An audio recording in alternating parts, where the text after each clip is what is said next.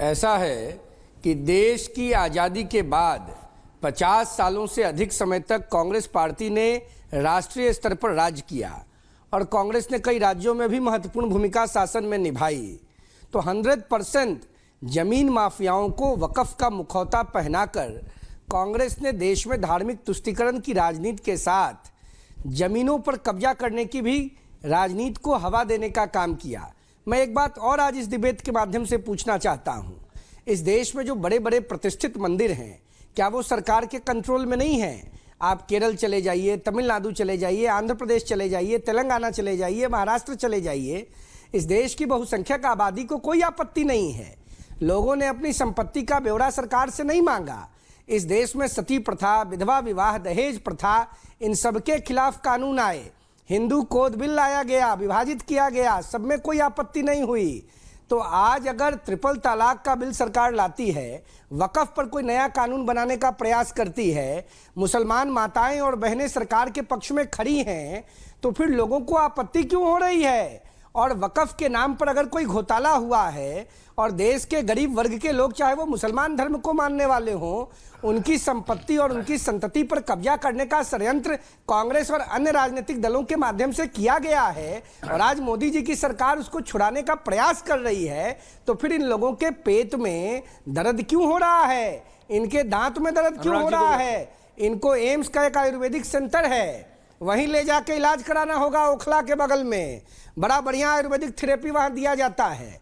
ये लोग तो हर चीज में धार्मिक तुष्टीकरण की राजनीति करते हैं। जगदीश जवाब दे रहे हैं। Jagdish Sharma of the Congress party लाते हैं। Jagdish Sharma of the Congress party. Shazia Ilmi ने पासमानदा मुसलमानों को दबाया गया है। भाई अभी ये जो रोहित भाई बोल रहे हैं और साजिया बहन बोल रही है, इन्होंने एक भारतीय जनता पार्टी का नारा दिया है, सबका साथ सबका विकास। देश की जनता उस नारे को कैसे देख रही है, इस बात को समझने की जरूरत है। सबका साथ उनको चाहिए और विकास अपना अपनों का चाहिए और भारत का विनाश चाहिए। अभी इस तरफ चल दिए हैं जिस तरह की बात कर रहे हैं। ये अभी साजिया बहन गरीबों के लिए दुहाई दे रही थी, गरीबों की बात कर रही थी। वो गरीब अभी तक फुटपाथ पे बैठे हैं, जिनको प्रधानमंत्री ने कहा था 2022 तक। अरे भाई सुन लीजिए भाई, मेरी बारी है, अब मुझे बोलने दीजिए भाई, अब मुझे बोलने दीजिए ना, बीच में मत बोलो। अब आप बीच में मत बोलिए। अब सुनिए, अब सुनिए, ऑरेंज जो तेरा फूफा होगा, तुझे विकास चाहिए, मुझे नहीं चाहिए। पहले मेरी सुन लीजिए जरा, मेरी सुनिए, मैंने आपको सुना, सुनिए जरा। कलाम साहब का अपमान किया, देखिए जो कांग्रेस ने अरे भाई सुन तो लो, सुनना सीखो, सुनना सीखो। औरंगजेब के कब्र को आर्कियोलॉजिकल सर्वे ऑफ इंडिया के दायरे में लाया। कलाम साहब के लिए क्या किया? अरे क्या सुने भाई जगदीश जी, देश की जनता आपको सुनने को तैयार नहीं है। मैं क्या सुनूं आपको? ये दलाली बंद करो, बाहर के लोग देख रहे हैं। कलाम साहब का अपमान क्यों किया? Okay please relax, don't get personal, thank you. Okay Rohit सुनिए, आपने बोला, आप सुनिए। Jagdish ji please complete. Shazia ji coming back. Okay Rohit, Adani और रिलायंस का खेल चल रहा है, जमीन अपनी को देंगे इसलिए मुस्लिम भाई। ओके ओके, अच्छा ठीक है, पॉइंट टेकन। रोहित प्लीज भाई, मैंने कहा फेयर डाउन है जवाब आपके पास। Rohit please relax now, thank you. भाई कांग्रेस कह रहे हैं, मैं आ रहा हूं, सरवर साहब इज बैक, अनुराग भदौरिया आ रहा हूं। शाजिया जी इससे पहले आपके पास आऊं, जुनैद हैरिस साहब के वजह कह रहे भाई अंबानी अडानी को जमीन देनी है, ये कांग्रेस के प्रतिनिधि कह रहे हैं, इसलिए वक्फ बोर्ड पे हो रहा है।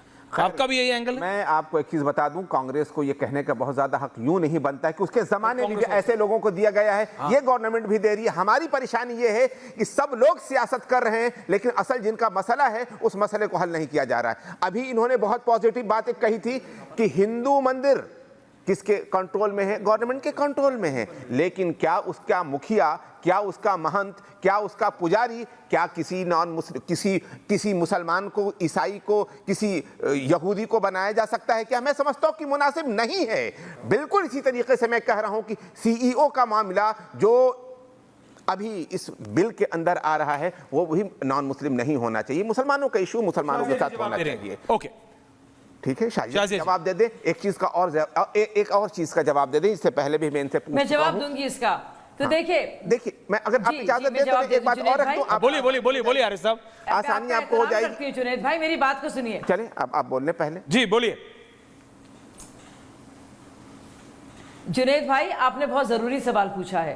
आप ये कह रहे हैं कि क्यों मुस्लिम बोर्ड जो है, जो ट्राइब्यूनल बनते हैं या उसकी कमेटी होती है वक्फ की, उसमें क्यों गैर मुसलमानों के लिए जगह होनी चाहिए? मैं सीईओ की बात कर रहा हूं, एतराज नहीं है, मैं लेकिन चीफ एग्जीक्यूटिव गैर ऑफिसर की बात मुसलमानों कर से रहा आपको हूं। एतराज है। मैं आपसे पूछना चाह रही हूं, ना तो जो देखिए एडमिनिस्ट्रेशन के जो काम है, जो जिसमें एडमिन प्रशासनिक जो काम है, मैनेजमेंट के जो काम है, ऑडिट कंट्रोल के जो काम है, टेक्निकल जो काम है, फाइनेंशियल जो काम है, उसमें नमाजें तो पढ़ानी नहीं आपको, उसमें ऐसा तो नहीं है कि आप इमामत करा रहे हैं, तो क्यों हमारे हिंदू भाई क्यों नहीं हो सकते उसमें? ये तो हम एडमिनिस्ट्रेशन की बात कर रहे हैं। कौन कह रहा है कि उसमें बाकायदा मुतवल्ली बनकर उनको कुछ करना पड़ेगा, या इमाम बनकर उनको इमामत करनी पड़ेगी, या अजीबो गरीब बात कर रहे हैं? हमारे देश में हिंदुओं के साथ रहते हैं हम लोग, हमारे देश में हिंदुओं की मेजॉरिटी है, हर चीज साथ में हम लोग करते हैं। अच्छा, हमारे हिंदू मुसलमान जो रिप्रेजेंटेटिव्स होते हैं वो हिंदू और मुसलमानों की कॉन्स्टिट्यूएंसीज को देखते हैं।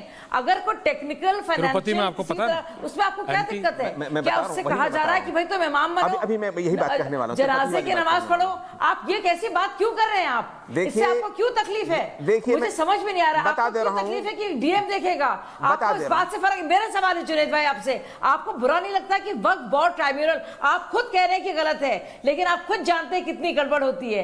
वक्फ बोर्ड का ट्राइब्यूनल अगर कोई भी फैसला कर दे तो आप ये बात, क्या आपको लगता है सही है कि आप इस बात को लेकर, चाहे वो हिंदू हो या मुसलमान हो, गरीब हो, वो जा नहीं सकता किसी भी कोर्ट? वो फाइनल और बाइंडिंग होना चाहिए। मैं मानता हूं कि वो सुप्रीम कोर्ट तक जा सकता है, ओके शाहजी, मैं कह रहा हूं सुप्रीम कोर्ट तक जा सकता है, लेकिन एक बात आपको मैं बता दूं, ओके शाहजी जी, क्विक आरिफ साहब, मैं इस बात का बहुत मुखालिफ हूं कि तिरुपति बालाजी मंदिर के अंदर जो प्रसाद के अंदर मिलावट हुई और उसके अंदर नॉन हिंदू थी, मैं कहता हूं कि बहुत हद तक लापरवाही हो सकती है नॉन हिंदूज के होने की वजह से, और बिल्कुल मैं गलत मानता हूं कि नॉन हिंदूज को रखा जाए। मैं जो रिलीजियस इश्यूज हैं, जिसका मामला है, उसको जरूर उसको सरदारी मिलनी चाहिए वहां पर। इसी तरीके से मैं कहता हूं कि वक्फ तरमीमी बिल ये जो पॉइंट टेकन, इसमें भी सीईओ मुसलमान होना चाहिए, नॉन मुसलमान। अनुराग भदौरिया तो सुनिए, तो आप क्या कह रहे हैं? नहीं, तो आप सिविल मैटर्स में अगर कोई मुसलमान का मामला जाता है तो आप कहेंगे कि जो जज होता है, जज का मामला नहीं है, मैं डीएम की बात नहीं कर रहा हूं, वहां तक जो भी जाए होता है आईपीसी सीआरपीसी के तहत। आप क्यों कह रहे हैं? क्यों? क्योंकि जो डिस्प्यूट्स होते हैं वो मुसलमानों के आपस में होते हैं और हिंदू मुसलमानों के बीच में होते हैं, तो जो कमेटी मेंबर है वो क्यों नहीं हो सकता गैर मुस्लिम? 11 में अगर 2 होंगे तो आपको बनाया जा सकता। अगर वो टेक्निकल काम कर रहा है, वो अकाउंटेंट है, वो चार्टर्ड अकाउंटेंट है, वो ऑडिट कर रहा है, की बात करूं, समझ क्यों नहीं पा रहे? मैं सीईओ कह रहा हूं, चीफ एग्जीक्यूटिव ऑफिसर की बात। Okay Shahji ji, get everyone on आप क्या कह रहे हैं बात? मैं अनुराग जी जो जानते हैं वक्फ बोर्ड के बारे में भदौरिया साहब, वो भी कह रहे हैं कि गड़बड़ी होती है। जब सब मान रहे हैं कि गड़बड़ी होती है तो सरकार को चेक क्यों नहीं रखना चाहिए?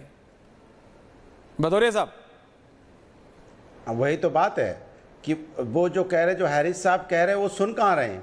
वो कुछ कह रहे हैं, वो कुछ चिल्ला रहे हैं। बीजेपी के प्रवक्ता समझ ही नहीं पा रहे वो क्या कह रहे हैं। तो पहली बात तो बीजेपी प्रवक्ता को वक्त के बारे में समझ लेना चाहिए। आपको पता नहीं साहब कह क्या रहे हैं? वो कुछ कह रहे हैं, वो कुछ चिल्ला रहे हैं। कमाल है भाई, आपको समझ ही नहीं क्या हो गया इस देश को? आप बड़े कंफ्यूज हैं, भारतीय जनता पार्टी को पता नहीं इसके बारे में इल्म नहीं है, आपके बीच में बोला नहीं मैं।